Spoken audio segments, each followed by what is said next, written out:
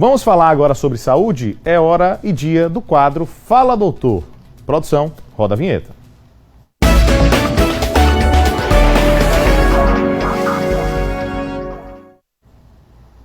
Olha, o Brasil ocupa o segundo lugar no ranking mundial de realização de cirurgias plásticas, com mais de 1 milhão de procedimentos realizados em 2022. E a lipoaspiração é um dos procedimentos mais procurados. Minimamente invasivo, tem como objetivo remover o excesso de gordura localizada em determinadas áreas do corpo, incluindo, claro, o abdômen. E para falar sobre esse assunto, gente, vamos conversar a partir de agora com as cirurgiãs plásticas, a Karine Barreto e também a Luana Rios. Doutoras, muito bom dia para as senhoras, é um prazer tê-las aqui. Bom dia. Bom dia, o prazer é nosso.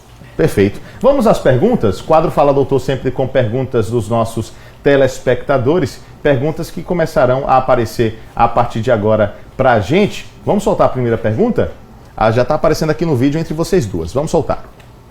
Bom dia, meu nome é Rafaela Pereira. A lipoaspiração está muito difundida. Qual é a indicação para esse procedimento? Perfeito. Quem responde? Fique à vontade. A lipoaspiração ela perguntou, perdão, ela é indicada geralmente para os pacientes que estão dentro do peso e que têm gordura localizada. Ou seja, aquelas pacientes, por exemplo, que têm uma pochetinha que incomoda ou umas gordurinhas laterais que precisam retirar, pacientes que queiram esculpir o corpo. Ela não está indicada para aquela paciente que quer emagrecer, certo? Não é uma cirurgia para paciente que está acima do peso. É importante frisar isso, né? Porque existe uma diferença entre cirurgia plástica de lipoaspiração para a bariátrica, né? A cirurgia para o emagrecimento, para as pessoas que possuem obesidade excessiva, é a cirurgia bariátrica, né, doutora? Exatamente. A gente até estava conversando sobre isso aqui nos bastidores. Para emagrecer, a gente tem que pensar na cirurgia bariátrica e até fazer um processo de emagrecimento com um profissional, um nutrólogo, um nutricionista, para chegar num peso ideal para fazer a cirurgia plástica, que a gente está num IMC abaixo de 25, que é o que a gente pede para operar com segurança. Perfeito. Vamos à próxima pergunta, que já vai aparecer para a gente também no telão. Perguntas dos nossos telespectadores. Vamos ouvir. Bom dia, meu nome é Kevin e eu gostaria de saber se a lipoaspiração é um procedimento seguro. E agora? A lipoaspiração é um procedimento super seguro, gente, desde que seja feito da maneira correta e no local correto. Lipoaspiração é um procedimento que deve ser feito em ambiente hospitalar, né? E a gente, dentro desses parâmetros de segurança, o paciente no peso adequado, retirando a quantidade de gordura que está ali no limite preconizado, é super tranquilo, a recuperação é rápida, em torno de 15 dias mais ou menos, e é um procedimento super seguro. 15 dias? Dependendo do que a gente vai, dependendo do que a gente vai fazer, de áreas que a gente vai lipoaspirar. Mas no geral, até uma lipoescultura com 5 dias, a paciente já volta a trabalhar. Impressionante, fantástico, né? Tecnologia. Antigamente demorava um tempão, né? Ou não, eu estou errado? Sim. Demorava muito tempo, né? Próxima pergunta aparecendo pra gente.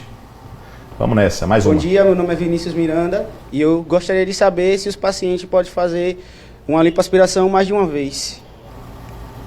Aí. Pode fazer a lipoaspiração mais de uma vez, mas assim, o porquê isso estaria acontecendo? Esse reganho de peso é importante. Quando a gente faz a lipoaspiração, a gente não está fazendo para emagrecer, né? A gente está fazendo para esculpir o corpo, a gente vai tirar aquelas gordurinhas que estão em locais inadequados, aquela pochete que algumas pessoas falam, né? E aí depois que a gente faz esculpe esse corpo, a paciente ou o paciente, ele tem que mudar o estilo de vida dele para ele conseguir manter aquele resultado. Tem algumas coisas na literatura que mostram que as pacientes que reganham peso, esse peso vai muito para a gordura visceral, que é a gordura que é lá dentro da barriga, que a gente nem consegue lipoaspirar. E é uma gordura perigosa, inclusive, que aumenta os riscos cardiovasculares. Então, quando a gente pensa em fazer um procedimento estético como esse, né, lipoaspiração, que é lícito para a gente ficar com um corpo que a gente goste, né, que a gente se sinta bem, a gente tem que pensar em mudar todo o estilo de vida para manter esse resultado e não precisar fazer uma série de intervenções cirúrgicas. Existe essa diferença mesmo do que é gordura abdominal, no sentido do que pode ser retirado na lipoaspiração, para o que é gordura visceral, né? A visceral é aquela que está interna, pode ser gordura no fígado, nos órgãos mesmo, tá mais por dentro ali que não pode ser retirada, é isso? Exato. E sabe aquela barriga que a gente faz? Muitos homens têm aquela barriga bem grande, que é bem dura, mas é bem dura. Não sei se é o meu caso da minha, mas eu tenho uma pancinha aqui. É durinha, a gente não consegue fazer lipoaspiração ali, a gente chama isso de gordura visceral. Aquela barriga que é mais molinha, que a gente toca e consegue apertar, que é fofinha, essa gordura é a gordura que a gente consegue lipoaspirar. A visceral é pior? A visceral é pior. Para a saúde, no caso, né? Gordura abdominal é ruim, geral, mas a visceral é pior. Pode causar outras doenças e toda essa situação, né? Bacana. Vamos à próxima pergunta? Um abraço a você que está em casa nos acompanhando. Perguntas dos nossos telespectadores. São 7 da manhã mais 51 minutos. Próxima questão. Bom dia, eu sou Ana Beatriz e eu gostaria de saber qual é o limite de gordura a ser aspirada. Ela que é magrinha tá tranquila, né? Sim. Mas geralmente a literatura preconiza até 7% do seu peso corporal, total, né? Então a gente pode lipoaspirar 7% dessa quantidade de peso aí. Uma pessoa que pesa, por exemplo, então, 100 quilos, poderia perder 7. Isso. Seria algo em torno. Essa é a proporção, 7 né? litros. 7 litros. 7 litros de gordura. Então, no caso, 7% do... E aí vocês calculam os litros do corpo, é tipo isso? É equivalente, né? É equivalente. Perfeito. Bem interessante. Vamos à próxima questão, aparecendo aqui pra gente também. Pois não. Bom dia, eu sou o Luiz. Gostaria de saber se a lipo HD poderia ser feita em qualquer paciente. Tem lipo HD, tem lipo LCD, como é que funciona? Qual é a diferença, né? Para quem não está acostumado com os termos, o que é a lipo HD? Vamos explicar também isso para o povo, né? Pode falar. A lipo HD é uma nova modalidade de lipo, né? Com as novas tecnologias a gente tem conseguido dar resultados naturais, porém resultados também artificiais, né? Na lipo HD, a gente costuma marcar as linhas naturais do corpo, né? E essa marcação, para ela ser feita e ficar bonita, gente, a paciente tem que estar dentro do peso novamente. Porque quando a gente faz essa marcação no paciente que está acima do peso, a gente marca na gordura, isso não é legal, porque se o paciente tem um reganho de peso, vai ficar evidente que essa paciente foi operada. E a lipo HD bem feita é aquela lipo que você olha e fala assim, poxa, essa paciente, essa mulher, ela malhou a vida toda, ou esse homem, ele malhou a vida toda. Ela não vai perceber que você passou por um procedimento cirúrgico. Então, ela não é para todo mundo. Quais são os tipos de lipo que existem? Assim, eu imagino que vários, né? Mas assim, os principais hoje que são conhecidos e procurados no mercado. Então, tem a lipo HD, que é essa de high definition, né? Ou seja, de alta definição. Para marcar a musculatura. Tem a de média definição, tem a soft definition, que é a definição leve. Tem a lipo convencional, que é a lipoaspiração onde a gente não faz marcação nenhuma. Tem paciente que não gosta, só vai tirar a gordura, esculpir aquele corpo e tá tudo bem. E tem a lipoaspiração seca, que era a lipoaspiração que a gente fazia antigamente. Hoje a gente faz uma lipoaspiração mais infiltrativa, onde a gente tem menos perda de líquidos corporais, né? A gente infiltra líquido para a gente não tirar os líquidos corporais da gente, ou seja, a paciente perde menos sangue. Então, com a lipo seca, que era feita antigamente, saía mais sangue, o paciente demorava mais para se recuperar. Hoje em dia, com outras tecnologias, o paciente quase não fica roxa. Então, assim, a gente tem realmente acelerou a questão da recuperação na lipoaspiração com as tecnologias. A recuperação varia de uma para outra? Varia, né? Aquela, por exemplo, dos 5 dias, qual que é? Depende da paciente. Depende da paciente. Não do tipo necessariamente da lipo, mas da paciente. Mas assim, quanto mais tecnologia a gente usa, mais rápida é a recuperação.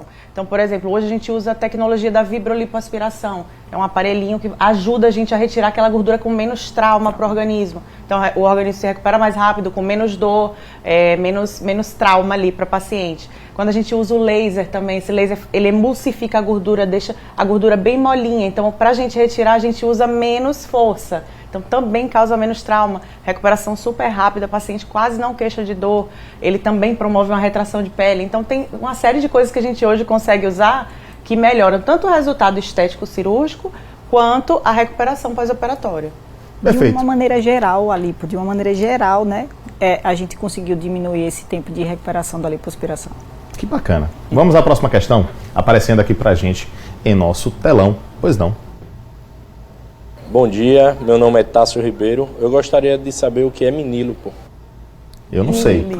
Vocês podem me ajudar. Mini lipo é um nome comercial que a gente criou para falar de uma lipoaspiração que a gente realiza em consultório. Como a doutora Karine falou no início, aumenta os riscos, porque a gente vai fazer um procedimento que é invasivo num lugar que não está preparado para isso, que é um consultório, diferente de a gente fazer dentro de um centro cirúrgico, que a gente tem o suporte da anestesia, o próprio suporte do hospital, né, caso ocorra alguma intercorrência, a gente não quer que ocorra, é raro na mão de pessoas experientes que ocorra, mas é um risco, está sujeito a esse risco, e dentro de um ambiente que está preparado para que aquilo, para que essa intervenção, caso aconteça alguma coisa, a gente consiga de uma maneira eficiente, rápida, e que a paciente não tenha nenhum risco a mais, né, do que um procedimento comporta, é importante que a gente faça dentro de um ambiente hospitalar.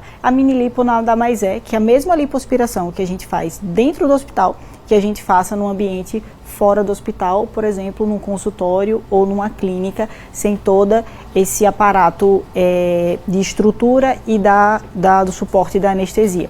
Outra coisa é que na mini lipo, como a gente faz nesses ambientes de consultório, a gente não tem o suporte, né, do anestesista, como eu disse, a gente tem que fazer anestesia local. Então a gente não pode fazer pequenas áreas, porque tem um problema de intoxicar o paciente com grande quantidade de anestésico, que a gente não precisaria nesse caso quando a gente faz dentro do hospital. Então tem essa limitação das áreas e tem esses riscos que a gente corre fora do ambiente hospitalar. Mas o processo, a maneira que a gente infiltra, a maneira que a gente lipoaspira é o mesmo. Perfeito. Só uma nova questão chegando para a gente aqui no telão. Vamos acompanhar mais uma. Bom dia, meu nome é Joselita Oliveira. Posso fazer lipoaspiração acima do peso? Vocês já falaram sobre isso, mas explique melhor, por favor. Não pode fazer. Na verdade pode, mas não é recomendado, né? A lipoaspiração é um procedimento para aquela paciente que está dentro do peso adequado. Às vezes, uma paciente com sobrepeso leve, que tem a deposição de gordura, tem pacientes que têm deposição de gordura, por exemplo, mais em membros inferiores, e que precisa realmente só modelar ali a região do abdômen e do tronco, essa paciente a gente ainda consegue abrir uma exceção, tá? Mas não é o comum. O comum é que a gente opere pacientes dentro do peso. Essa paciente é a paciente que vai ter um melhor resultado estético, a melhor recuperação e menor risco também nesse procedimento. Perfeito, é o ideal. Eu tenho mais uma questão, porque as perguntas dos nossos telespectadores já se encerraram, mas vocês têm um projeto muito interessante, que é o Café com Plástica, não é isso? Um projeto bem interessante. Queria que vocês falem.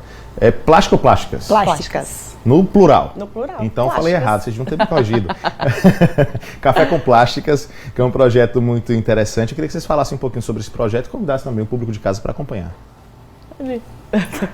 O Café com Plásticas é um podcast, tá lá no YouTube, tá, gente? Café com Plásticas, em que a gente aborda tanto assuntos relacionados à cirurgia plástica, quanto assuntos em outras áreas afins, né? E que estejam aí relacionados à mulher moderna, a essa questão de bem-estar, né, de vida, e relacionados ao procedimento cirúrgico também. Então tem muitos assuntos interessantes. A gente já tem bastante conteúdo lá para vocês acessarem, então se inscrevam no canal, compartilhem, curtam e sigam a gente, tanto no Instagram quanto lá no YouTube. É só digitar no YouTube Café com Plásticas e vai achar. Hoje, ao vivo, às 19 horas. Vocês vão estar ao vivo hoje? Hoje às 19 horas a gente vai estar ao vivo falando com um nutrólogo sobre a importância das terapias nutrológicas no processo anti-inflamatório pré-cirúrgico, que é uma coisa muito, muito maravilhosa, nova aí, que também auxilia muito nessa questão da recuperação, inclusive nas cirurgias de lipoaspiração. Perfeito. Então, YouTube, Café com Plásticas, Instagram também, Café com Plásticas. Isso. Não tem erro. Não tem erro. Perfeito. Obrigado a vocês pela presença aqui, obrigado por estarem conosco, trazendo essas informações que são extremamente importantes. Vocês são sempre bem-vindas para voltarem aqui. Obrigada, a gente que agradece. Um excelente dia. Vamos seguir